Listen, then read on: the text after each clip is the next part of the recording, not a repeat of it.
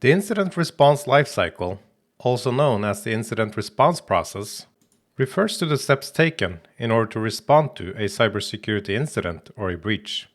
It is designed to help organizations effectively identify assets and resolve cybersecurity incidents in a timely and organized fashion. Hi, my name is Roy Borgen, and I'm ShieldTech's founder and Chief Executive Officer. In this lesson, we'll discuss the different phases of the incident response lifecycle and the specific tasks and resources used in each phase. We'll be looking at an example of an incident handler's checklist and its major steps, and lastly, we'll provide some insights and best practices for handling incidents. The incident response lifecycle is designed to help organizations effectively manage and resolve security incidents in a structured and efficient manner. It is important to note that the incident response lifecycle is not a step-by-step model, and incident responders may need to move back and forth between different phases as they work to address the incident. For example, an incident responder may need to contain an incident before they can eradicate it, or they need to perform some recovery actions before they can fully contain the incident. Additionally, the incident response process may involve multiple iterations of the same phase, as incident responders work to identify and address all aspects of the incident. The incident response lifecycle is not a linear process, and the order in which the different phases are performed may vary depending on the specific incident and the resources available. Incident responders may need to adapt their approach and focus on different phases at different times, depending on the needs of the situation. The preparation phase involves establishing an incident response plan, identifying the appropriate personnel and resources, and conducting training and drills to ensure readiness for responding to incidents. In the detection and analysis phase, the incident is identified and assessed to determine the scope and impact. This may involve collecting logs and analyzing relevant data, as well as conducting interviews with the affected parties. Once the incident has been properly analyzed, the next step is containment, eradication, and recovery. This involves taking action to contain and mitigate the damage. In order to do so, incident responders may isolate affected systems, cleaning up malware or malicious code, and restoring affected systems to their normal state. After an incident has been resolved, it is important to review and assess the response process and identify any lessons learned or areas for improvement. This is done in the post-incident activities phase. This may involve conducting a debriefing, updating the incident response plan, and conducting additional training. Let's dive a little deeper into each phase. The preparation phase is critical to ensuring the organization is prepared and ready to respond to incidents in a timely and effective manner. It is important to regularly review and update the incident response plan and conduct training and drills to ensure the organization remains prepared for potential incidents. Effective incident response relies on thorough preparation. This involves not only having a plan in place to respond to incidents, but also taking steps to prevent incidents from occurring in the first place. While the incident response team may not directly be responsible for incident prevention, it is a crucial element of a successful incident response program. To prepare for handling incidents, consider the following tips. Establish an incident response capability. This includes defining roles and responsibilities, setting up communication channels, and identifying the necessary tools and resources. Secure systems, networks, and applications. This may involve implementing security controls, monitoring systems for unusual activity, and regularly updating software and systems to address vulnerabilities. Identify and prioritize critical assets. Determine which assets are most important to the organization and focus on protecting them first in the event of an incident. Have multiple communication and coordination mechanisms in place. In case of a failure of one communication method, it is important to have backup options to ensure seamless communication and coordination during an incident. Assemble a list of tools and resources that may be useful during incident handling. This could include smartphones for emergency communication, forensics tools for analyzing incidents, and resources for tracking and documenting the incident response process. An incident response team is only as effective as the resources at its disposal. Having access to the right tools and information can make all the difference in quickly and effectively managing a security incident. In this section, we provide a comprehensive list of resources that should be readily available to the incident response team, including software, hardware, and personnel resources. The incident response team should have access to the following resources for effective communication and coordination during an incident. Contact information for team members and relevant external parties, including primary and backup contacts, law enforcement, and other incident response teams. This information should include phone numbers, email addresses, public encryption keys, as per the specific encryption software, and instruction for verifying identities. On-call information for other teams within the organization, including escalation procedures.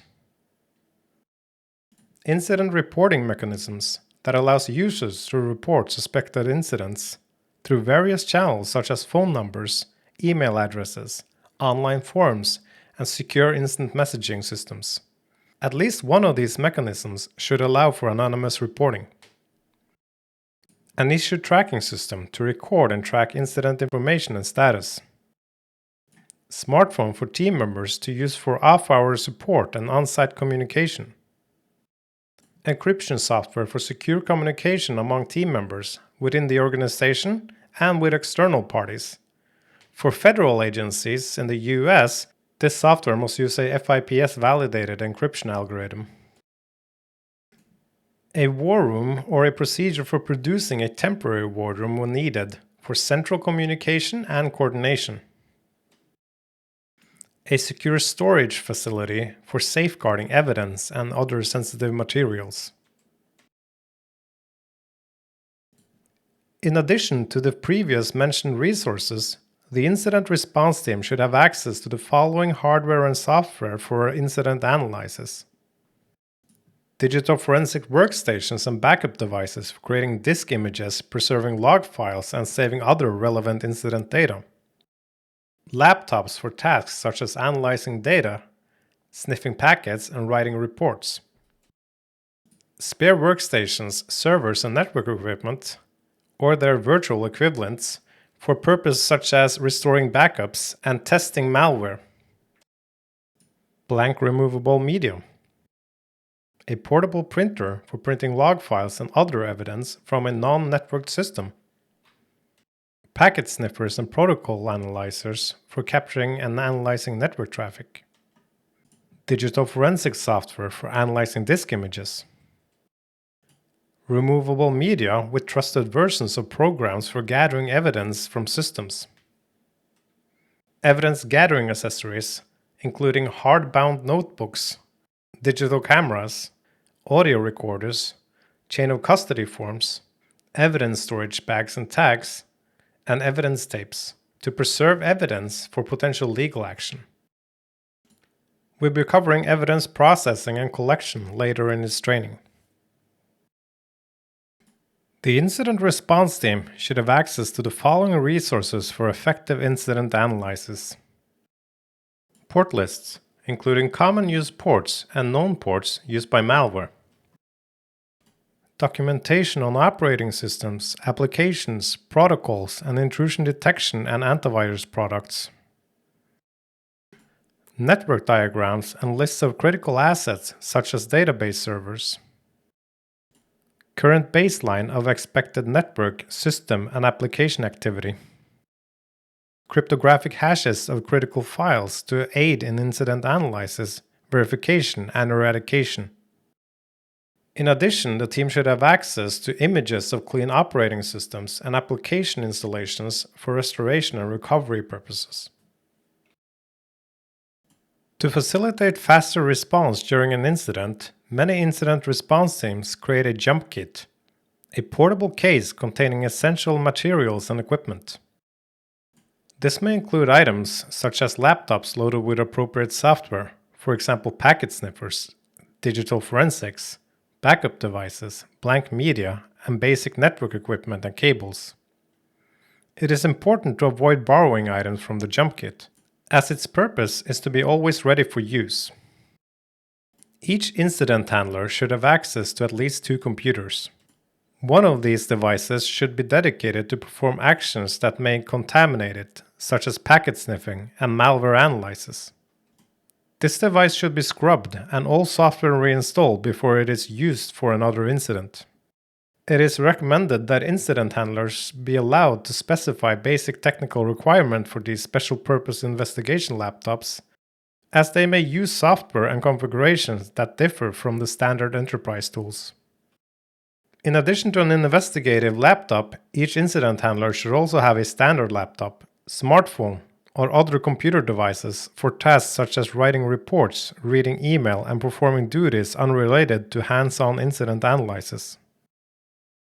Regularly exercising with simulated incidents is an essential way to prepare staff for incident handling.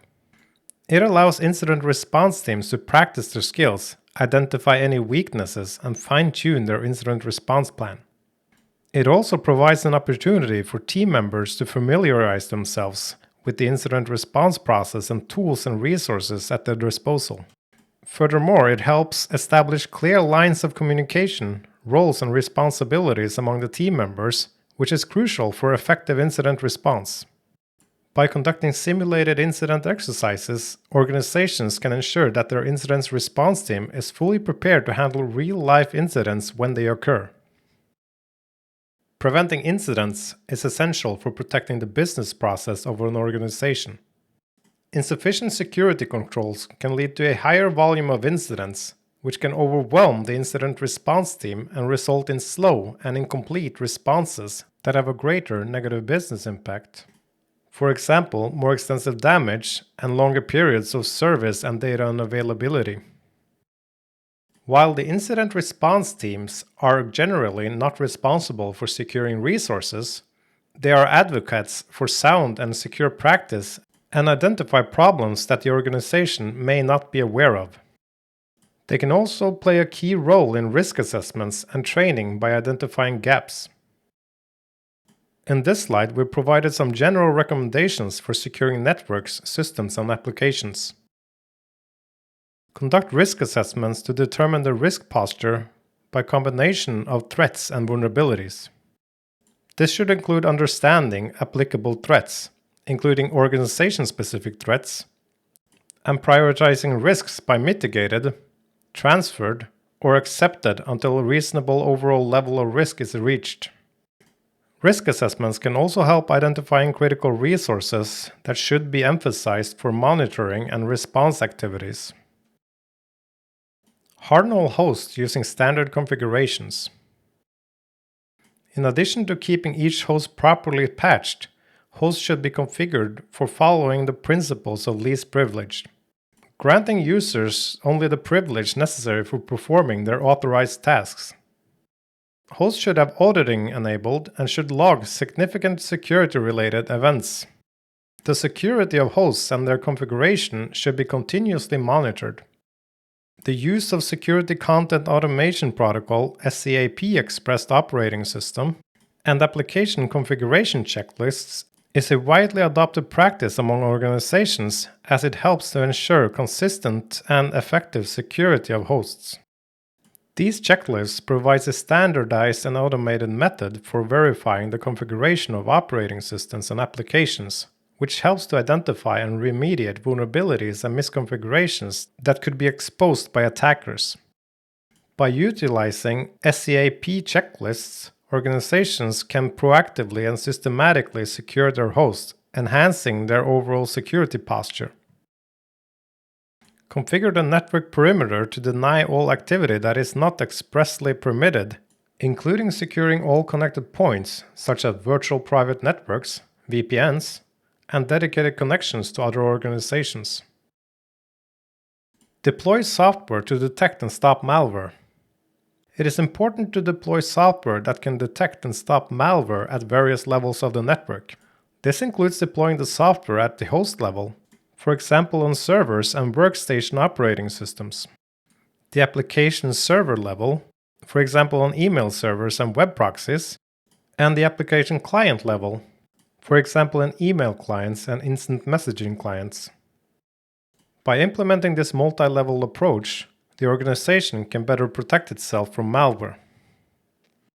Educate users on policies and procedures for appropriate use of networks, systems, and applications. Share lessons learned from previous incidents with users to show them how their actions can affect the organization and improve user awareness regarding incidents. Train IT staff to maintain networks, systems, and applications in accordance with the organization's security standards. The detection and analysis phase are the second phase of the incident response lifecycle. It involves identifying that a security incident has occurred and then collecting and analyzing information about the incident to understand the scope and impact. In this phase, various methods and technologies may be used to identify indicators of compromise, IOCs, or anomalies that suggest the presence of a security incident.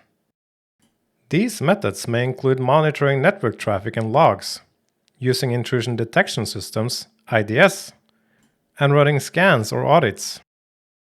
Once a security incident has been detected, it will be analyzed by collecting data about the incident to understand its scope, impact, and potential consequences. This may include analyzing system logs, examining network traffic, and reviewing any available forensics data. The goal of the analysis phase is to gather enough information about the incidents to determine an appropriate response. This may involve determining the root cause of the incident, identifying any vulnerabilities that were exposed, and addressing the extent of any damage or loss. The detection and analysis phase are critical for understanding the nature and impact of a security incident, as well as for developing an effective incident response plan. As mentioned before, incidents may come in many forms, making it unrealistic to develop detailed instructions for handling every possible scenario. Organizations should generally be prepared to handle any incident, but should prioritize preparation for incidents that use common attack vectors. Different types of incidents require different response strategies. The attack vectors listed in this slide is not meant to provide a comprehensive classification for incidents, but rather to list common methods of attack that can be used as a basis for defining more specific handling procedures. So let's go through them one by one. External/removable media. An attack executed from a removable storage device or peripheral, such as a malware spreading from an infected USB drive. Attrition.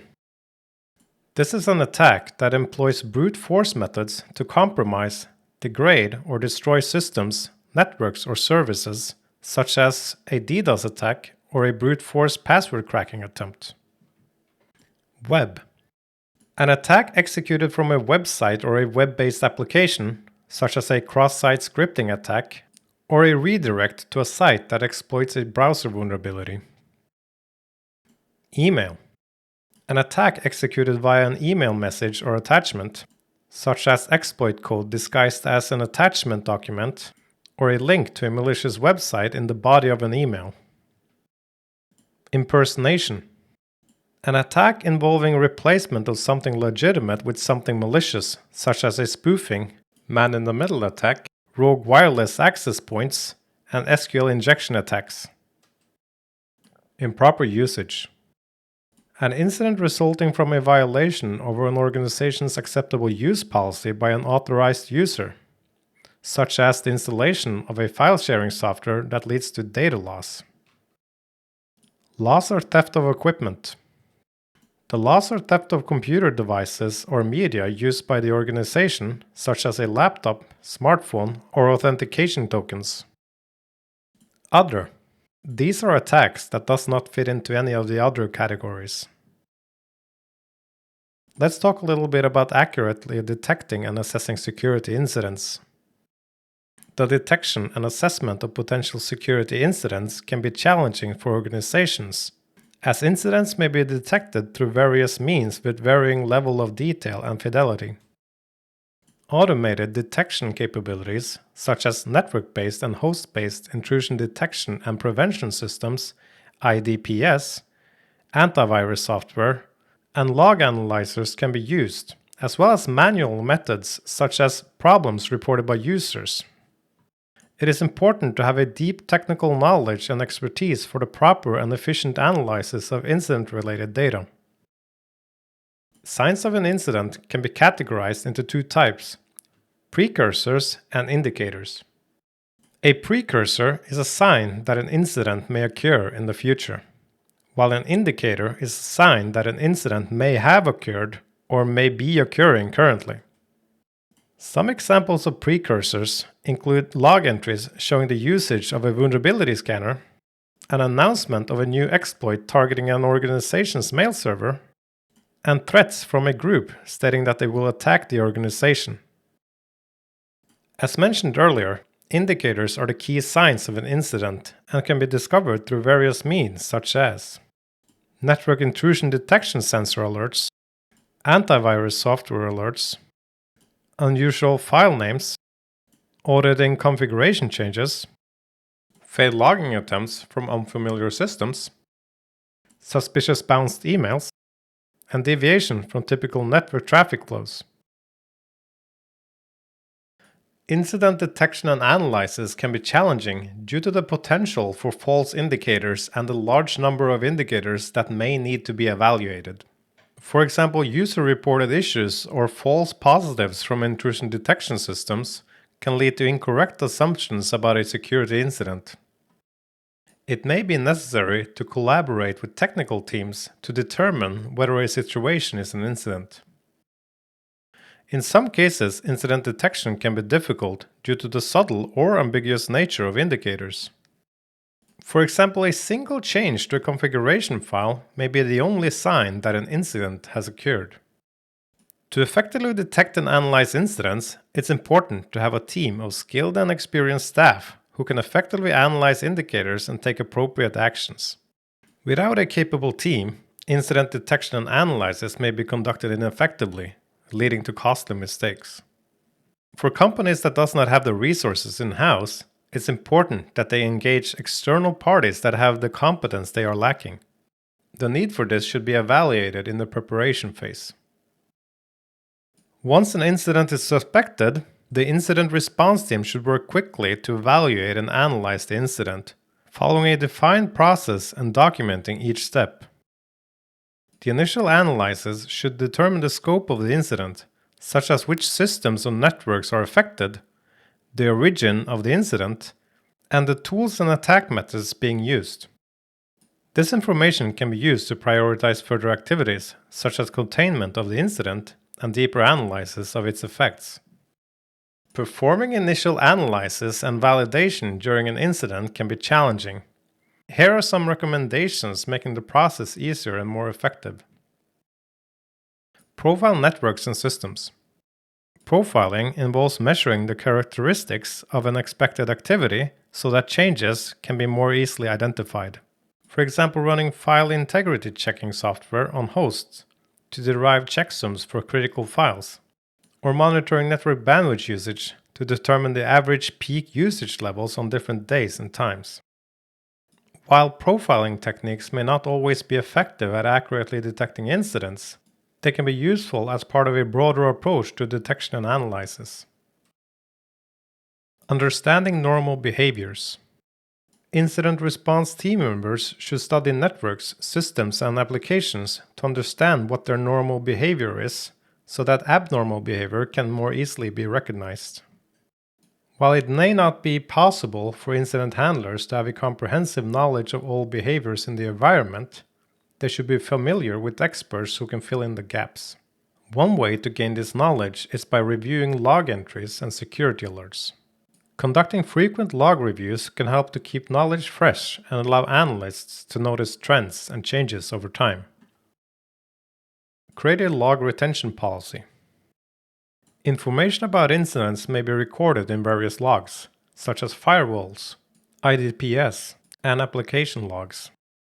Establishing and implementing a log retention policy that specifies how long data should be maintained can be helpful in analysis, because older log entries may show reconnaissance activity or previous instances of similar attacks. Log data should be retained for a sufficient length of time to allow for the possibility of discovering incidents days, weeks, or even months later.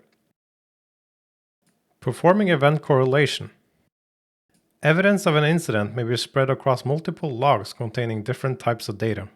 For example, a firewall log may have the source IP of an attacker, while an application log may contain a username. Correlating events across multiple indicator sources can be invaluable in validating whether a particular incident occurred. Keep all host clocks synchronized.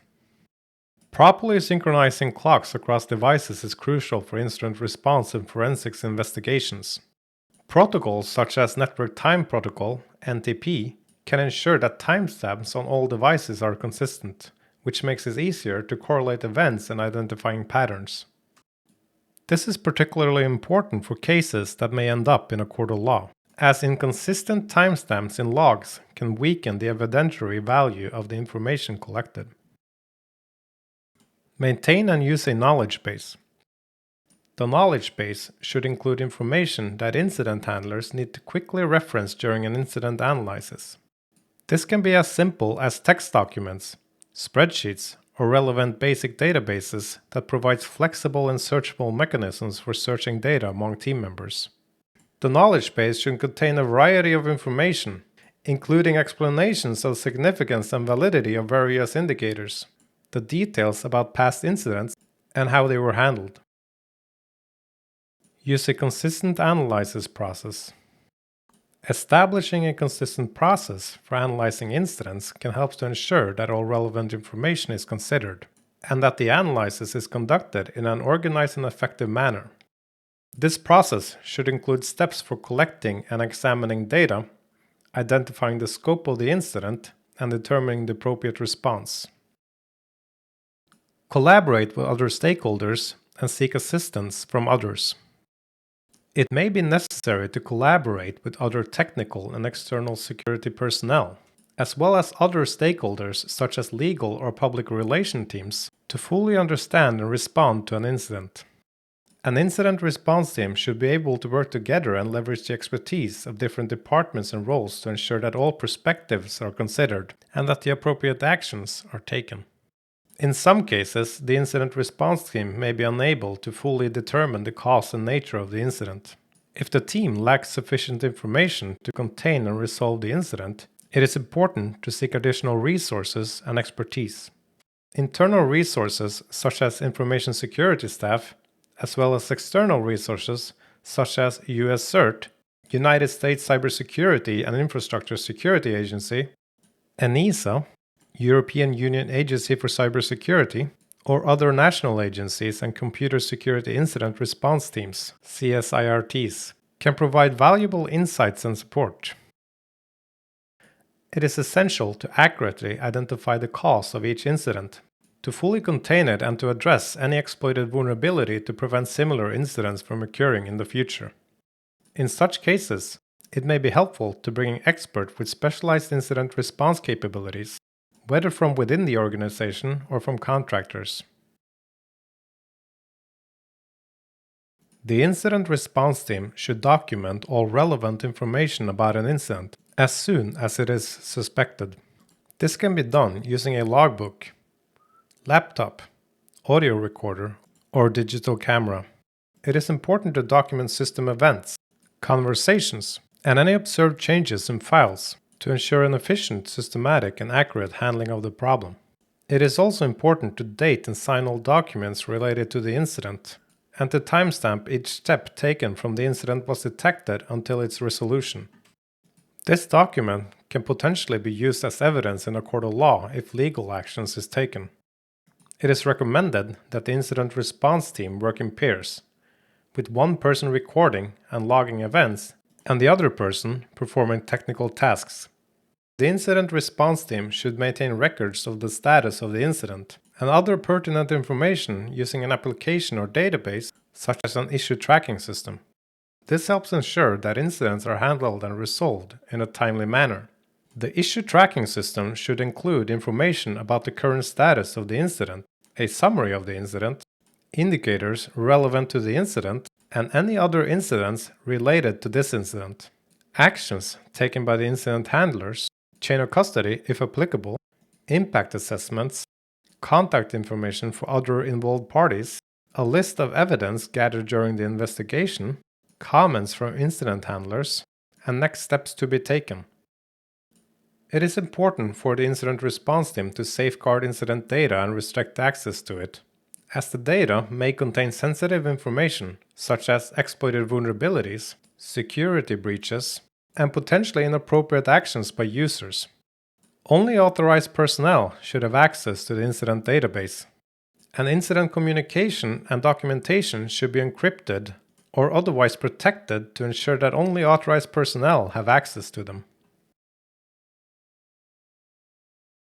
Prioritizing the handling of incidents is a crucial step in the incident response process. Instead of handling incidents on a first-come, first-served basis, they should be prioritized based on the potential impact on the organization. Some factors to consider when prioritizing incidents include the functional impact on the affected system, the informational impact on the organization's data, and the recoverability of the incident. The functional impact of an incident refers to how it affects the existing functionality of affected systems. This should be considered not only in the present, but also in the potential future impact if the incident is not immediately contained. The information impact of an incident refers to how it affects confidentiality, integrity, and availability of the organization's data. For example, an incident that results in the exfiltration of sensitive information could have a long-lasting impact on the organization's reputation. The recoverability of an incident refers to the amount of time and resources that will be required to recover from it. Incidents with a high functional impact and low effort to recover from should be given high priority. However, some incidents may not have a straightforward recovery path and may require a more strategic response, such as transforming responsibility to a team that develops strategies for preventing future breaches and outreach plans for alerting affected parties. The business impact of an incident is a combination of the functional impact on the organization's systems and the impact on its information. For example, a distributed denial of service attack on a public web server may temporarily reduce the functionality for users, while authenticated root-level access to a public web server could result in the exfiltration of personally identifiable information, PII, and have a long-lasting impact on the organization's reputation. The team should prioritize the response to each incident based on the estimated business impact and the effort required to recover from it. An organization can best assess the effect of its own incidents and can use categories such as low, medium, and high functional impact to rate them. It is also important to consider the potential impact on external parties such as customers or partners, and the potential legal or regulatory consequences of the incident.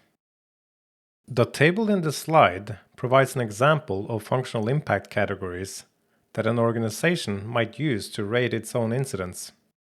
Rating incidents can be helpful in prioritizing limited resources. Let's have a look at an example of information impact categories. The following table provides examples of possible impact categories that describes the extent of information compromise that occurred during the incident. In this table, with the exception of the non-value, the categories are not mutually exclusive, and the organization should choose more than one. This table provides examples of recoverability efforts categories that reflect the level of any type of resource required to recover from the incident. It is important to note that there are various ways of categorizing incidents. The above examples are based on the recommendations from NIST, the US National Institute of Standards and Technology.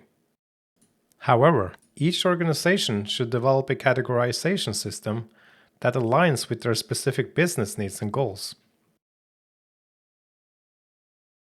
It is important for organizations to have a plan in place for handling incidents when the designated team does not respond to an incident within the designated timeframe. This could happen for various reasons, such as technical failures or personal emergencies. In these cases, an escalation process should be followed to ensure that the incident is properly addressed. The escalation process should outline the steps to be taken in the event of a non-response, including how long to wait before escalating the incident and who to contact at each level of escalation. For example, the initial contact may be duplicated, and if there is no response after a short while, the incident may be escalated to the incident response team manager. If the manager does not respond within a certain time, the incident may be escalated to a higher level of management. This process should continue until a response is received and the incident is properly addressed.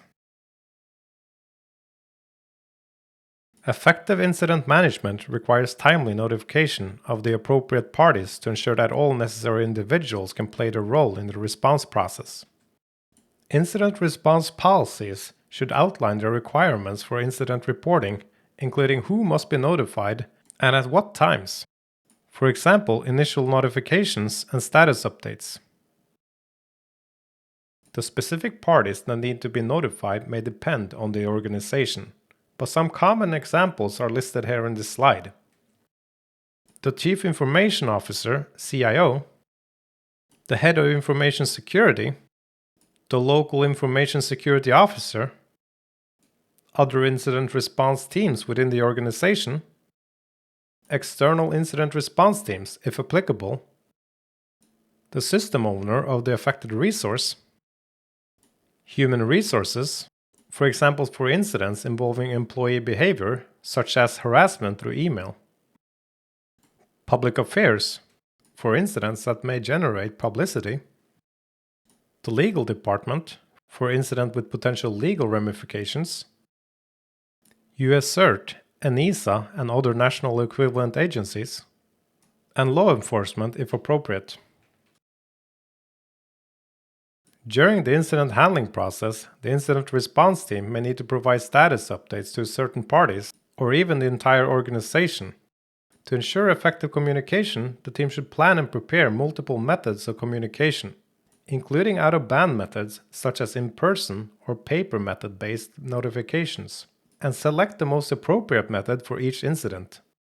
The following slides show some possible communication methods to include: email, internal, external, or portal website, telephone calls, in-person meetings or briefings, voicemail box greetings. For example, setting up a separate voicemail box for incident updates and update the greeting message to reflect the current status. Paper-based notifications. For example, posting updates on a bulletin board or distributing hard copies of updates. The containment and eradication and recovery phase. In this stage, the incident response teams take action to stop the incident from spreading, removing the cause of the incident, and restoring normal operations. This phase is critical as it aims to minimize the damage caused by the incident and to prevent it from happening again. Containment involves limiting the scope and impact of the incident. This may involve isolating affected systems or networks, shutting down affected services, or implementing other measures to prevent the spread of the incident. Eradication involves removing the cause of the incident, whether it is malware infection, a misconfigured system, or some other issue. The goal is to restore the affected system to a secure state. Recovery involves restoring the affected system and services to their normal state of operation. This may involve restoring data from backups, recovering systems, or implementing other measures to ensure that the affected systems are functioning properly. It is important to note that these stages are not necessarily linear, and that an incident response team might move back and forth between them as they work to address the incident. Containment is a crucial aspect of the incident response, as it helps to limit the scope and impact of the incident before it becomes overwhelming and causes further damage. Choosing an effective containment strategy involves making informed decisions about how to best address the incident, based on the specific type of incident and the resources available. Some strategies for containing an incident may include isolating affected systems or networks, shutting down affected services, or redirecting an attacker to a sandbox for monitoring. It is important to consider the potential risk and consequences of each containment strategy, as well as the time and resources required to implement it. Organizations should also have predetermined strategies and procedures in place for containing incidents and should review and update these strategies regularly. In certain cases, it may be necessary to work with legal departments or other stakeholders to determine the most appropriate course of action. It is important to act quickly to contain an incident, but it's also important to be cautious and avoid taking actions that could potentially cause further damage. Gathering evidence in an incident is a crucial part of the incident response process, as it helps to identify the cause of the incident and determine the most appropriate course of action for resolving it. Evidence may also be needed for legal proceedings. It is important to follow established procedures for collecting and preserving evidence to ensure that it is admissible in court. This may involve documenting the steps taken to preserve compromised systems and other evidence, and working with legal staff and law enforcement agencies to ensure that all applicable law and regulations are followed. It is important to be thorough and detail-oriented when collecting and preserving evidence, as this can have a significant impact on the outcome of the incident and any legal proceedings that may arise. We'll be diving deeper into this in our lesson on evidence collection and processing.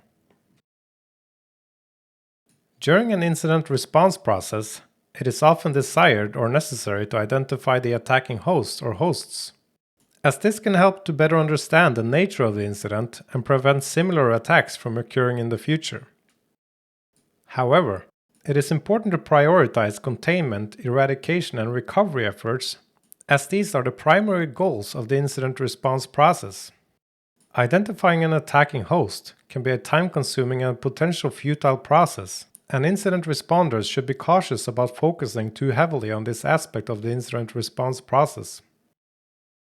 In this slide, we've listed some common methods for identifying attacking hosts. These methods include validating the attacking host's IP address, which can provide some indications of the host's existence and location. However, this may not provide a complete picture of the host or its motivations. Researching the attacking host through search engines, which may yield additional information about the attack or similar attacks. Using incident databases, which can provide information about previous attacks and the methods used to carry them out. Monitoring possible attacker communication channels, such as Telegram channels, which may be used by attackers to share information or brag about their success. It is important to remember that any information gathered about an attacking host should be treated as a potential lead rather than a definitive fact, and should be carefully evaluated and verified before it is used to inform decision makers. After an incident has been contained, it may be necessary to take further actions to eliminate components of the incident, such as deleting malware or disabling breached user accounts, and to identify and mitigate all vulnerabilities that were exploited. This process is known as eradication. It is important to identify all affected hosts within the organization to ensure that they are all fully remediated. In some cases, eradication may be unnecessary or may be performed during the recovery phase.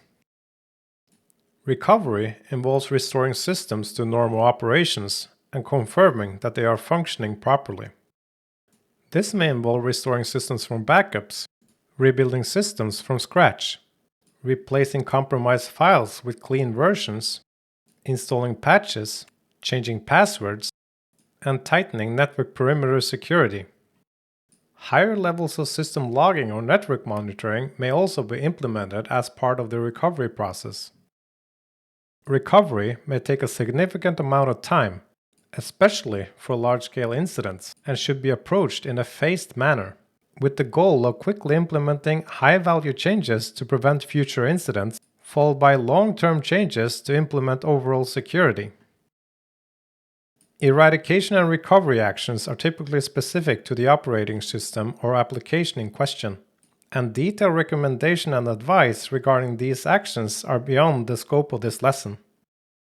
It is important to remember that once a resource has been successfully attacked, it is often attacked again, or other resources within the organization may be attacked in a similar manner. So it's important to prioritize remediation steps and focus on ongoing efforts to keep the enterprise as secure as possible. The post-incident activity phase is the final phase of the incident response lifecycle.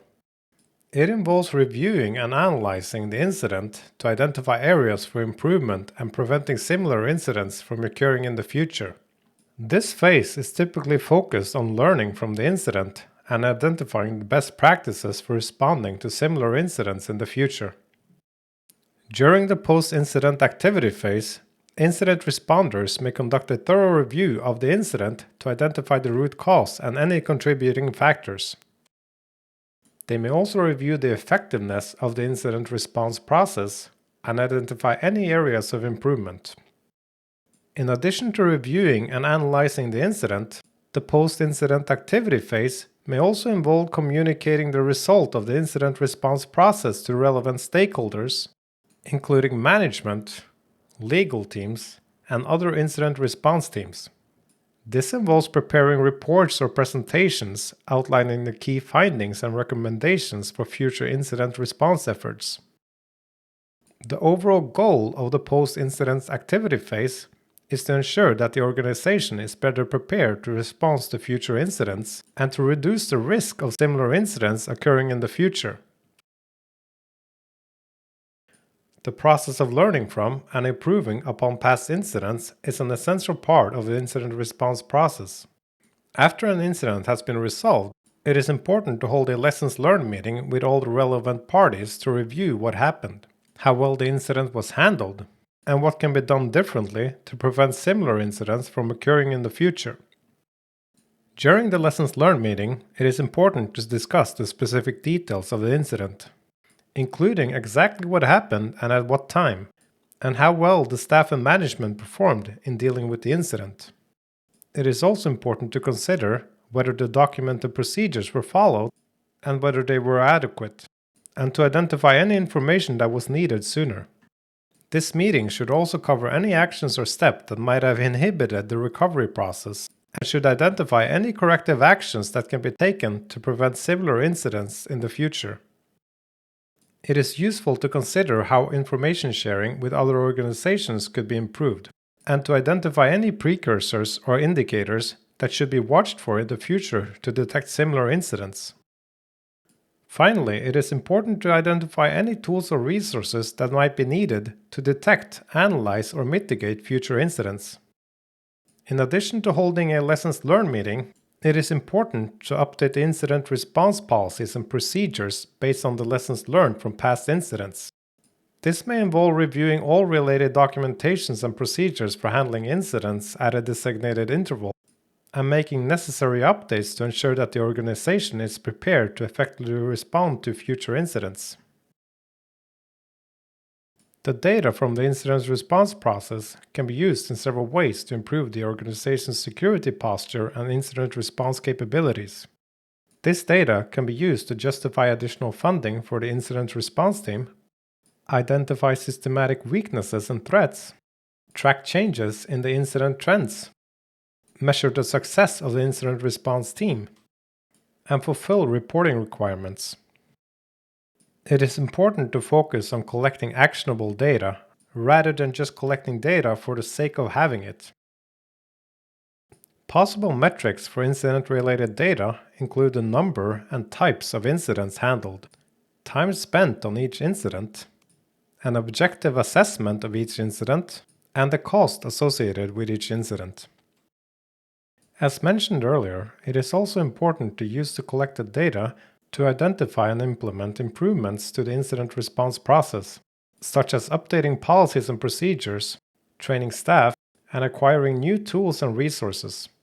The collected data should be stored in a secure, organized manner to ensure that it can be used effectively in the future.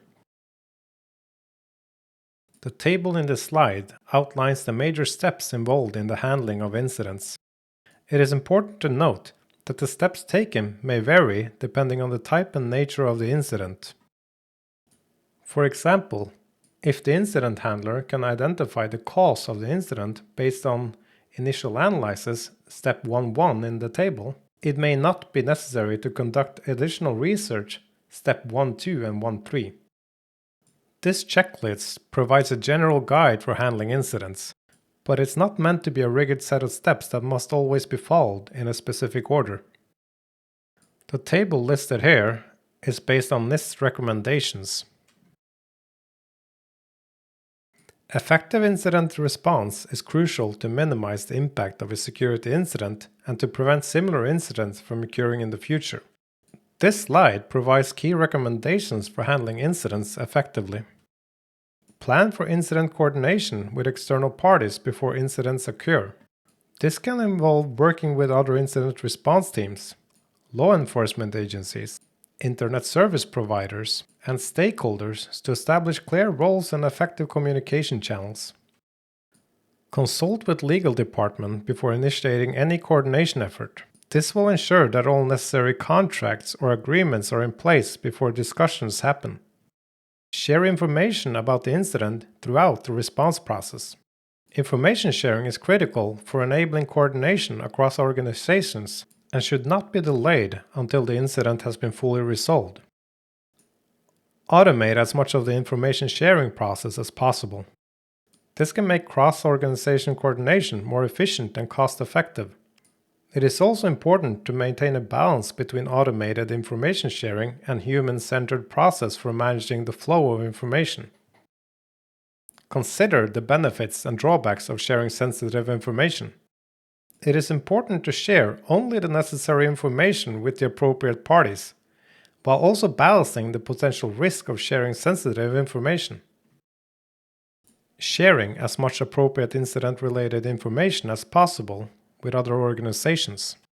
This may involve exchanging technical information with peer and partner organizations, while also carefully considering which type of technical information should or should not be shared with different parties.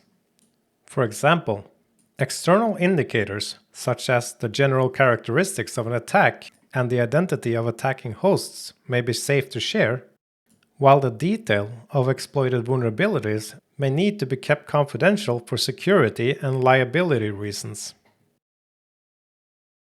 The incident response lifecycle, also known as the incident response process, is a crucial component of an organization's security strategy.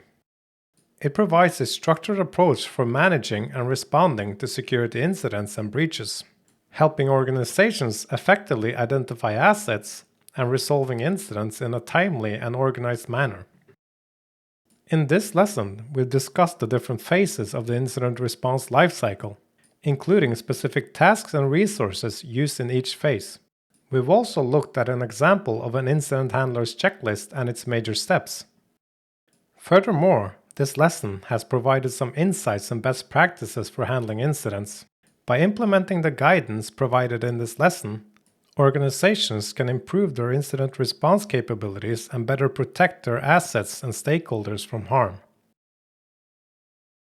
That concludes this lesson on the incident response lifecycle. If you have any questions, you can email us on info@shieldtech.no. My name is Roy Borgen and I'm the founder and CEO of ShieldTech.